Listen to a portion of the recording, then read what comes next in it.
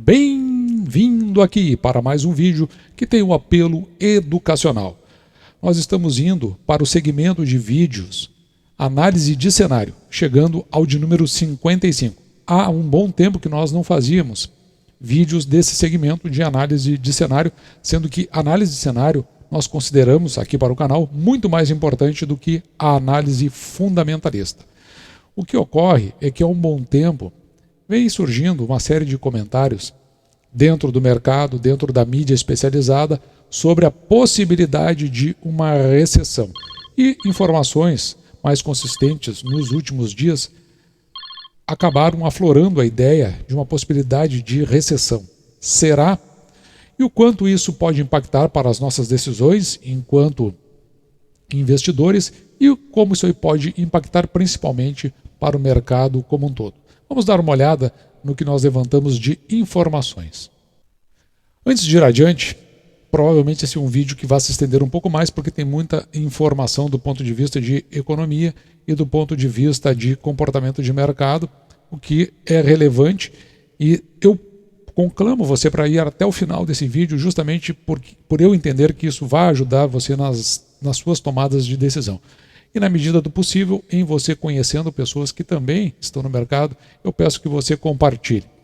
Mas tudo começa aqui, neste vídeo que eu retirei do YouTuber. Se você for lá nesse canal chamado Pablo Spire, você vai procurar aqui por reabertura da China, faz contraponto a receio de recessão. Vamos ver o que diz esse vídeo. Até porque, ao que tudo indica, ele está meio... O que vem de conteúdo está meio distoante daquilo que é o título do vídeo produzido. Bom dia, Brasil! E depois do alerta dos grandes bancos americanos de ontem de que a recessão está a caminho dos Estados Unidos, as bolsas amanhecem cautelosas, caindo pelo quinto dia seguido. As importações e exportações da China também derreteram em novembro e não ajudam a bolsa. Ajudam sim a lembrar o papel das duas grandes economias. Os Estados Unidos é a maior economia do mundo, o maior país consumidor e o maior importador do planeta. A China é a segunda maior economia do mundo, o segundo maior importador, importa praticamente matéria-prima, né? Olha a quantidade de minério de ferro que vem no Brasil, olha aqui na Austrália, mas também é o maior exportador do planeta. Ou seja, se a China trava, os Estados Unidos vão ter que se virar, comprar de outra pessoa. A Apple acabou de informar que vai investir 40 bilhões de dólares numa fábrica de chips no Arizona porque a cadeia produtiva lá na China está demorando demais. Agora, se os Estados Unidos trava, para quem que a China vai vender? Para a Alemanha? Para o Japão? Esses são os grandes importadores. E esse temor de que a recessão global pode pegar os Estados Unidos para a recessão global está derrubando ainda mais o petróleo. O barril Brent, referência para a Petrobras, cai mais 1%. Mas afinal de contas, o que é a recessão? Na realidade, recessão, retrocesso, tem o mesmo nome. É justamente quando a economia, além de não crescer, ela faz o encolhimento. Existem algumas formas de medida sobre isso. Por exemplo, o mercado tem um entendimento, no geral, que se o PIB de um país, por 3 trimestres consecutivos, 3 trimestres, ele deixa de crescer, então a gente tem aquilo que é chamado de recessão técnica.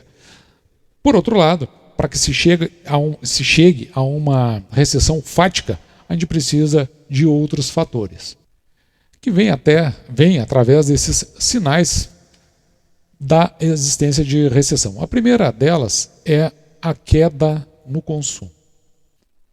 E aqui eu peguei uma manchete do site FDR, e você veja aqui na manchete, ele diz o seguinte: a Black Friday de 2022, ela foi a pior da história para este mercado. Então, veja, uma queda no consumo, um indicativo. Mas ele não pode vir sozinho. Eu acho que uma outra forma de nós observarmos isso é o que vai acontecer nas vendas de Natal, que normalmente é uma das vendas mais significativas aqui do nosso país, em particular. E nós acompanhando o quanto vai evoluir as vendas de Natal, a gente pode dizer se nós estamos dentro desse sinal chamado redução do consumo. Isso porque não é interessante e nem é recomendável que se olhe um indicador sozinho. Mas esse foi um ponto que chamou a atenção. Então o próximo que nós vamos analisar, não hoje, mas nós precisamos passar o tempo para analisar como será o consumo de Natal. Um outro aspecto que chama atenção é quando houver o desemprego elevado. É mais um sinal que nós vamos encontrar. Vamos dar uma olhada como é que está o desemprego no Brasil, o desemprego nos Estados Unidos e o emprego na zona do euro. E vamos dar uma olhada aqui no site do governo, do IBGE. Veja que o IBGE diz o seguinte, ó. IBGE aponta que taxa de desemprego é a menor desde 2014. Isso aqui foi divulgado no dia 1º de dezembro de 2022. E a taxa de desemprego, ela baixou a 8,3%. Então, para o Brasil, desemprego não é sinal ainda.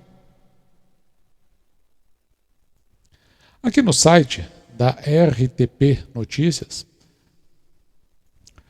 publicado no dia 2 de dezembro de 2022, veja que a taxa de desemprego nos Estados Unidos, ela desceu a 3,7%. Na realidade, ela se manteve estável. O que nós podemos observar aqui no site da Investing.com. Vamos dar uma descida aqui embaixo, porque tem uma série mais anualizada da Invest desde 2018. E nós podemos perceber que realmente ela se manteve estável, ela estava um pouco abaixo. Se nós formos verificar aqui, cerca de um mês atrás, aqui, a taxa ela ficou em 3,5 e agora vai a 3,7. Isso é considerado dentro de um patamar estável. E aqui, no site do G1, nós podemos verificar na manchete, e essa aqui é uma notícia do dia 3 de 11 de 2022, onde o desemprego, cerca de um mês atrás, o desemprego tinha recuado na zona do euro a 6,6% em setembro, sendo a menor taxa de desemprego de toda a série histórica. Mas, nesse caso, a gente pode verificar que desemprego não é um dos sinais indicativos de recessão. O que eu diria aqui é para cuidar com relação àquele que é considerado como o efeito tsunami. Quando o mar, primeiro ele recua, primeiro ele vai longe e depois, aparentemente, né, numa situação de calmaria, e depois ele volta com toda a violência da água. Mas é um fator que a gente está observando e que não confirma um dos indicativos, um dos sinais de recessão. Os outros três fatores, a queda do poder aquisitivo, ou seja, a impossibilidade das pessoas continuarem comprando os mesmos bens ou regredirem para um bem de menor valor ou até abrir mão de bens que não são essenciais, é um dos fatores. Por enquanto, a gente não observa isso, até porque a gente sabe que o índice de desemprego ele está em níveis baixos em vários fatores que nós observamos. Também a redução das despesas de capital é algo a ser observado, principalmente quando as empresas elas deixam de comprar aqui bens de capital, é tudo aquilo que vai fazer a empresa prosperar. No caso, a compra de equipamentos, a contratação de mão de obra e até o início de novas plantas para ampliação do seu potencial de produção.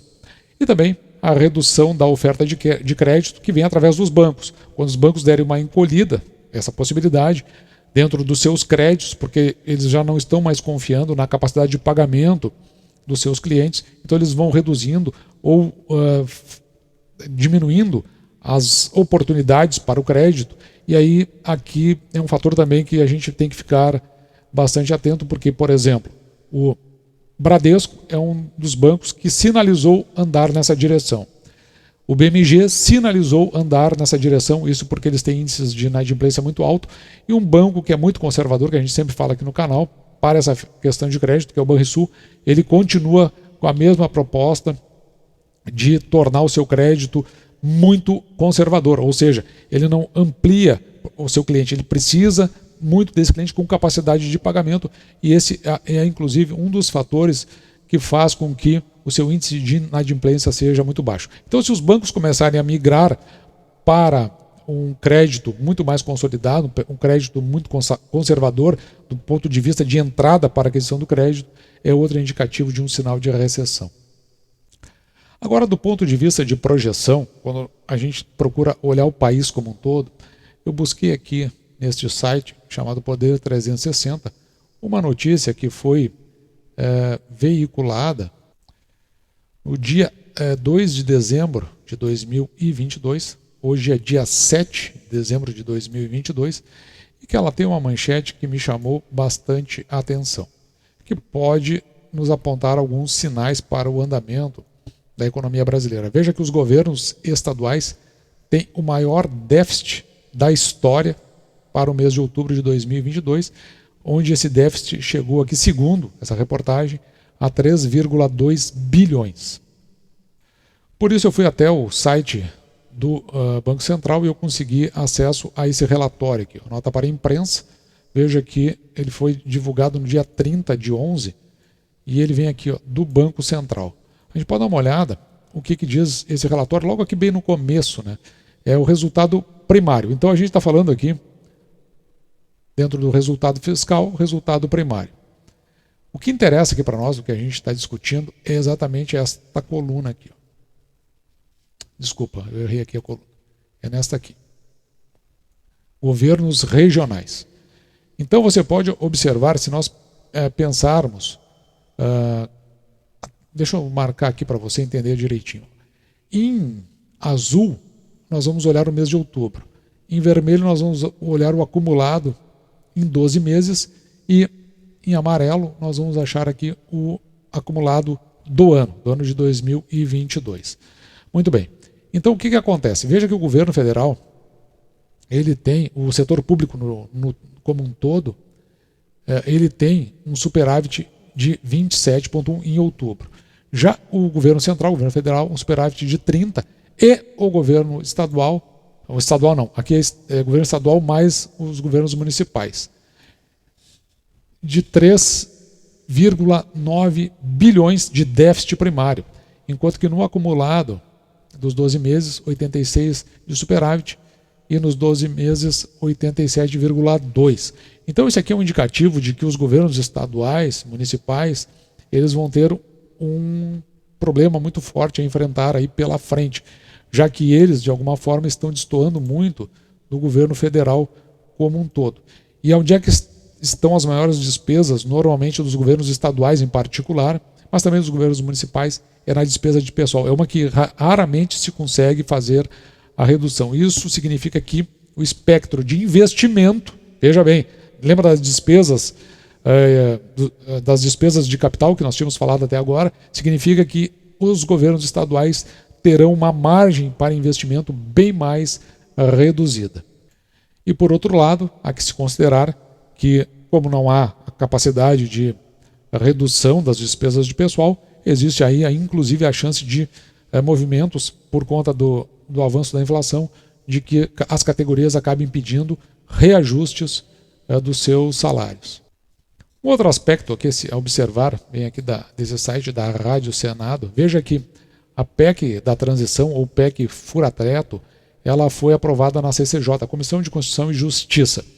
O que eles fizeram foi o seguinte, eles reduziram a PEC de 198 bilhões, que foi o pedido pelo novo governo, nova equipe de governo, eles reduziram de 198 bilhões para 145 bilhões. E o prazo também deixou de ser de 4 anos e terá um prazo apenas 2 anos, ao invés dos 4 preteridos. E ainda existe uma pressão para que isso seja reduzido para apenas 1 ano.